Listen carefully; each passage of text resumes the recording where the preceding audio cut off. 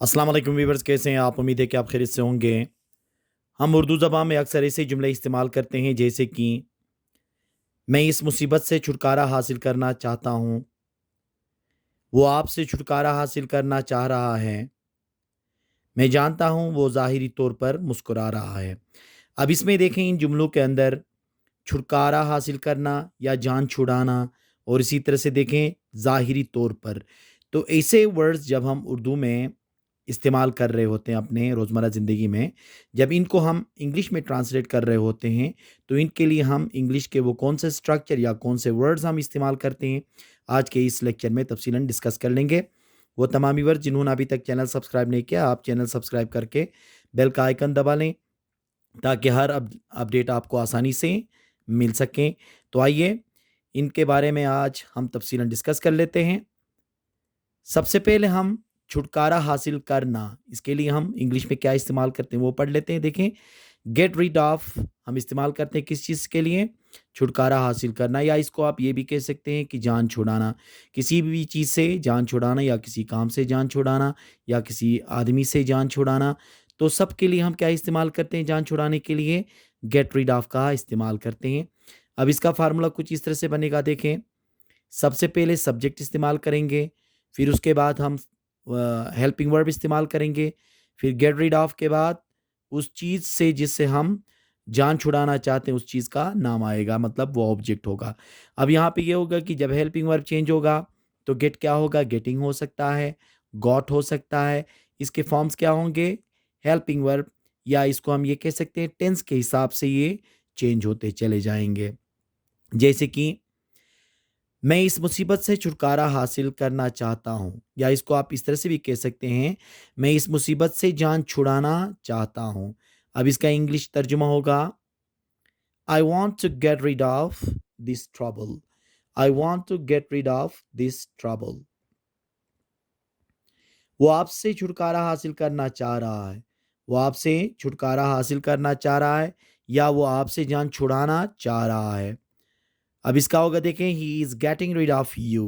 He is getting rid of you. यहाँ पे मैंने कहा था ना कि गेट क्या हो गया, इसकी वजह से गेटिंग में चला गया, मतलब आईएनजी फॉर्म हमने इस पे इस्तेमाल किया। आप इन मुश्किलात से जान नहीं छुड़ा सकोगे। आप इन मुश्किलात से जान नहीं छुड़ा सकोगे। You will not be able to get rid of these difficulties. You will not be able to get rid of these difficulties.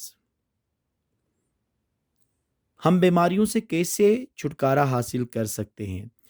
हम बीमारियों से कैसे छुटकारा हासिल कर सकते हैं? यहाँ पे क्या है? क्वेश्चन आया है, और साथ में यहाँ पे एबिलिटी की बात की जा रही है। तो यहाँ पे हम क्या करेंगे? ऑक्सिलरी वर्ब के जगह में मॉडल ऑक्सिलरीज का हम इस्तेमाल कर लेंगे, जैसे कि how can we get rid of diseases. How can we get rid of disease, यहाँ पे क्या हुआ? हेल्पिंग वर्ब की जगह में हमने मॉडल ऑक्सिलरी वर्ब कैन का इस्तेमाल कर लिया। तो हम जब कभी भी छुटकारा हासिल करना या जान छुड़ाने की बात करेंगे, और उसको जब हम अंग्रेजी में बोलना चाहेंगे, तो हम गेट रिड ऑफ का इस्तेमाल कर सकते हैं। दूसरा है हमारे पास ज़ाहिरी तौर पे, आउटवर्डली। आउटवर्डली इस्तेमाल उसके लिए होता है कि जो ऊपर ऊपर से, ज़ाहिरी तौर पे मतलब दिल से नहीं, मतलब वो हम ये भी कह सकते हैं कि मतलब संजीदगी से नहीं, या खुलूस से नहीं, ऊपर ऊपर से जो बातें होती हैं या ज़ाहिरी तौर पे जो दिखावे की जो चीज़ें होती हैं, उसके लिए इस्तेमाल करते हैं हम आउटवर्डली। ठीक है, इसका जो फार्मूला होगा वो सेंटेंस पहले इस्तेमाल करेंगे, फिर उसके बाद हम आउटवर्डली का भी इस्तेमाल कर सकते हैं, या आउटवर्डली कभी कभार क्या होता है दरमियान में भी आ सकता है। जैसे कि वो ज़ाहिरी तौर पर खुश है, वो ज़ाहिरी तौर पर खुश है, इसका मतलब है कि वो दिल से खुश नहीं है, सब कुछ क्या है? दिखावा है। तो फिर इसका क्या होगा? He is happy outwardly. He is happy outwardly. देखें, आउटवर्डली यहाँ पे इस्तेमाल हुआ, इसका मतलब ये है कि वो ऊपर ऊपर से खुश है। मैं जानता हूँ वो ज़ाहिरी तौर पर मुस्कुरा रहा है। मैं जानता हूँ वो ज़ाहिरी तौर पर मुस्कुरा रहा है। अब इसको ये भी कह सकते हैं कि मैं जानता हूँ या मुझे मालूम है वो ऊपर-ऊपर से मुस्कुरा रहा है, मतलब दिल से नहीं मुस्कुरा रहा है। तो क्या होगा? I know he is smiling outwardly. I know he is smiling outwardly. उसने जाहिरी तौर पर हाँ कहा। उसने ज़ाहिरी तौर पे हाँ कहा, मतलब दिल से उसने हाँ नहीं किया, ऊपर ऊपर से उसने हाँ कहा है, तो क्या होगा?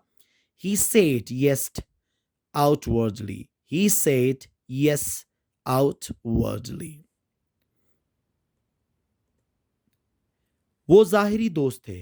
वो ज़ाहिरी दोस्त थे, मतलब वो दिल से दोस्त नहीं है, ऊपर ऊपर से दोस्त थे। तो क्या होगा? He is outwardly friend. He is outwardly friend. तो ज़ाहिरी तौर पे या ऊपर ऊपर से दिखावे के जो दोस्त होते हैं या दिखावे का जो काम होता है, तो उसके लिए हम क्या इस्तेमाल करते हैं? आउटवर्डली का इस्तेमाल करते हैं। तो ये दो बहुत ही इंपॉर्टेंट स्ट्रक्चर्स हैं। अगर इनको हम रोज़मर्रा ज़िंदगी में इंग्लिश बोलने में हम अगर इस्तेमाल करें, तो हमारी अंग्रेज़ी अच्छी हो सकती है। तो उम्मीद है कि आज का ये लेक्चर आपको पसंद आया होगा। Thank you very much.